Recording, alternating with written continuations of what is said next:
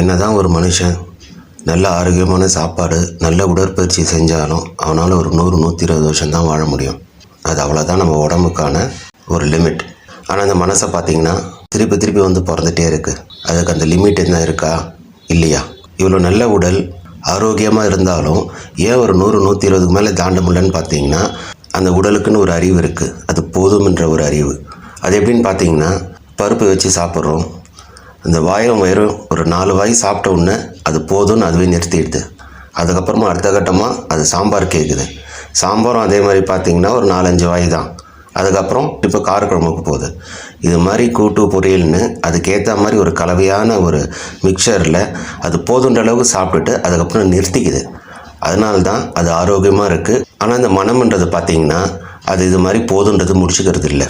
அது பருப்புக்கு ஒரு ஜென்மம் எடுத்துக்குது, சாம்பாருக்கு ஒரு ஜென்மம் எடுத்துக்குது, காரக்குழம்புக்கு ஒரு ஜென்மன்ற மாதிரி இது ஜென்மமாக கடந்து போயிட்டே இருக்குது. வாழ்க்கையிலோட அடிப்படை தேவையான விஷயங்களுக்கே பல ஜென்மங்கள் எடுக்கிற இந்த மனசு போதுன்ற ஒரு முடிவுக்கே வராமல் அடிப்படையும் தாண்டி ஆடம்பரமான விஷயங்களை பார்த்து அது மேற்கொண்டு விரிவடையுது. எப்போ உங்கள் மனசு வாழும்போதே முடிஞ்ச அளவுக்கு எல்லா விஷயத்துலேயும் போதுன்ற மனம் வரும்போது மனசையும் கடந்து ஆன்மாக்குள்ளே நம்மளால் செல்ல முடியும்.